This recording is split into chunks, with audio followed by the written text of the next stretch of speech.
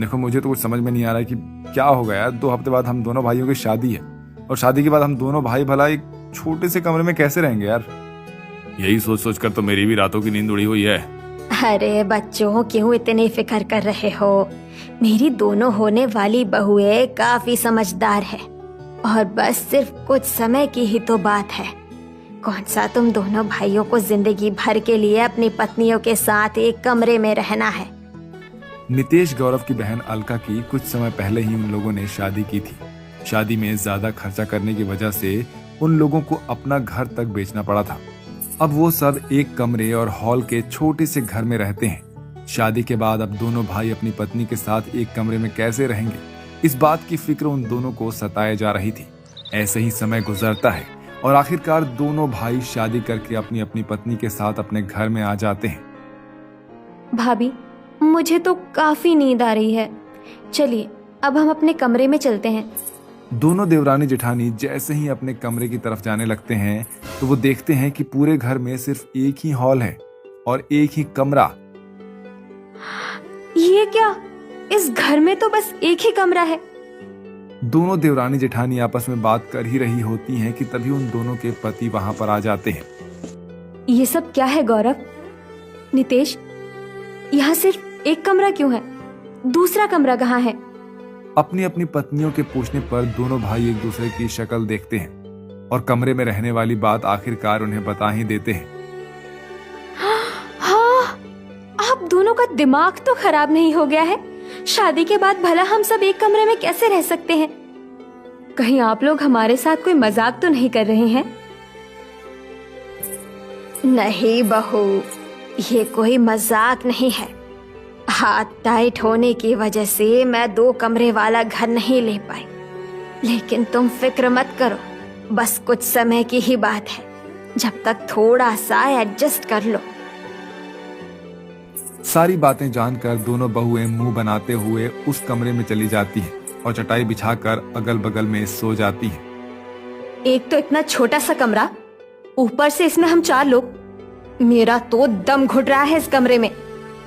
दोनों देवरानी जेठानी अपने अपने पतियों पर गुस्सा करती हैं और शादी के थकान के चलते अब आखिरकार वो दोनों सो जाती हैं। लेकिन तभी अचानक साक्षी नींद में अपना दायां पैर से अपनी जेठानी उर्मिला को मार देती है, जिससे उर्मिला की घबरा कर नींद खुल जाती है। एक तो सुहाग रात के दिन मुझे इन दोनों के साथ रहना पड़ रहा है और ये महारानी है कि नींद में मुझ पर ही हाथ पैर चला रही है।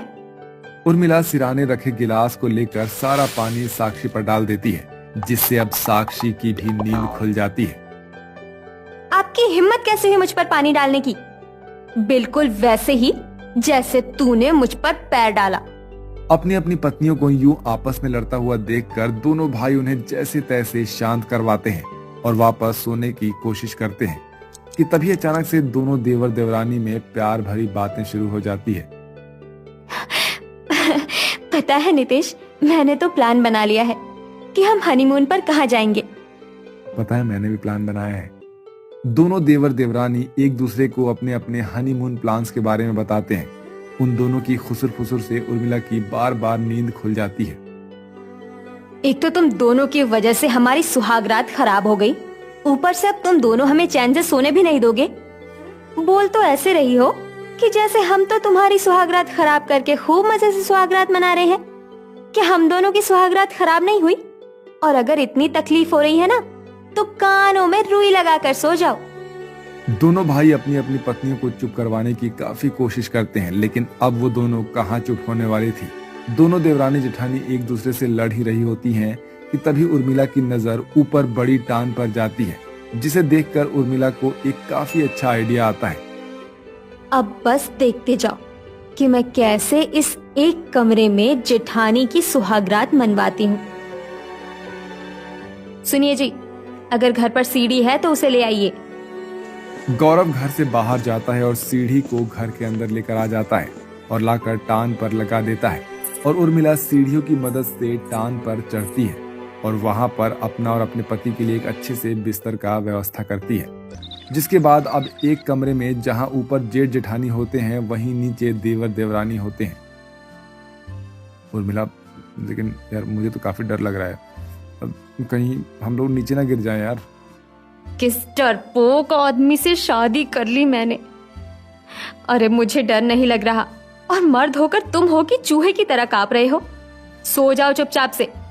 अब एक तरफ जहां ऊपर जेठ जेठानी आखिरकार अपनी सुहाग रात मनाते हैं, तो वहीं नीचे भी देवर देवरानी का कुछ ऐसा ही हाल होता है। कुछ भी बोलो, मेरी जेठानी ने तरकीब तो बढ़िया निकाली है। एक कमरे में होकर भी अब हम आराम से सुहाग रात मना सकते हैं।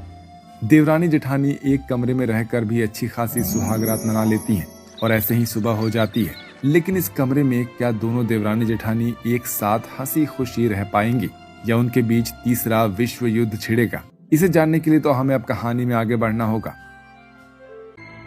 हे भगवान, क्या हालत बना रखी है कमरे की। कपड़े एक तरफ पड़े हैं तो कमरे का सामान एक तरफ। इन्हें कौन सही जगह पर रखेगा? मुझे तो अपना कमरा ऐसा ही रखना पसंद है। अगर तुम्हें तकलीफ हो रही है तो तुम ही साफ कर दो। अपनी जेठानी का जवाब सुनकर साक्षी को बहुत गुस्सा आता है, लेकिन वो अपना गुस्सा शांत करती है। इस एक कमरे में रहने की वजह से आए दिन छोटी मोटी बातों को लेकर दोनों देवरानी जेठानी के बीच में बहस छिड़ जाती थी। दोनों देवरानी जेठानी की छोटी छोटी बहस कभी कभी तो बड़ी बड़ी लड़ाई में तब्दील हो जाती थी। जहां जेठानी देवरानी पर हमला करने के लिए झाड़ू लेकर खड़ी होती है, तो वहीं देवरानी जेठानी पर हमला करने के लिए पोछा। देख ले उर्मिला, अगर मुझे जरा भी झाड़ू छुई ना तो पोछा तेरे मुंह पर देकर मारूंगी। फिर गंदगी के साथ साथ तेरा मुंह भी साफ हो जाएगा। और अगर मैंने भी इस झाड़ू से मार मार कर तेरी हजामत ना बना दी तो मेरा नाम भी उर्मिला नहीं। हे भगवान, तू मुझे ही कौन से पाप की सजा दे रहा है जो ऐसे हिटलर जैसी बहुओं से पाला पड़ गया। अपनी बहू को इस तरह से लड़ता हुआ देखकर माधवी को काफी ज्यादा दुख होता है, और वो अपनी सास और पतियों के लाख समझाने पर भी दोनों देवरानी जेठानी अपनी लड़ने की आदत से बाज नहीं आती हैं। ऐसे ही समय गुजरता है और हर रोज की तरह जेठानी उर्मिला अपनी टान वाले बिस्तर पर सो रही होती है। लेकिन तभी अचानक उर्मिला नींद में गलत तरफ से करवट ले लेती है और सीधा जमीन पर आकर गिरती है। मेरी कमर, मोरी मैया, मैं तो मर गई। ज्यादा ही शौक था ना ऊपर वाले बिस्तर पर सोने का। अब आया मजा। अपनी देवरानी को अपना मजाक उड़ाता देखकर उर्मिला को काफी ज्यादा गुस्सा आता है। ऐसे ही एक दिन अब जब साक्षी नीचे जमीन पर सो रही होती है, तो उसे काफी ज्यादा मच्छर परेशान करने लगते हैं। मच्छरों ने काट काट कर तो मेरा सारा खून पी लिया। क्यों बेटा, अब आया ना मजा। अब खेलो मच्छरों के साथ डांडिया। हर दिन अपनी दोनों बहुओं की ऐसे लड़ाई से माधवी काफी ज्यादा परेशान हो जाती है। लगता है अब मुझे अलग कमरा बनवाना ही पड़ेगा, लेकिन कैसे? मेरे पास तो इतने पैसे भी नहीं हैं।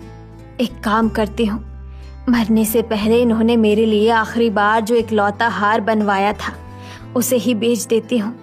कम से कम दोनों बहुओं के बीच इस लड़ाई से तो छुटकारा मिलेगा।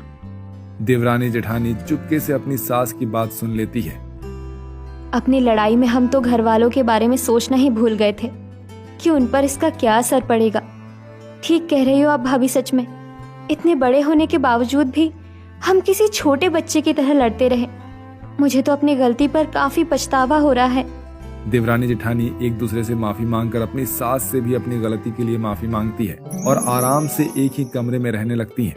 वहीं कुछ समय में दोनों भाई मेहनत करके अच्छे खासे पैसे जोड़ लेते हैं और अब जल्दी से अपने लिए अलग अलग कमरा बनवाते हैं और अब दोनों देवरानी जेठानी अलग अलग कमरे में हंसी खुशी रहती हैं।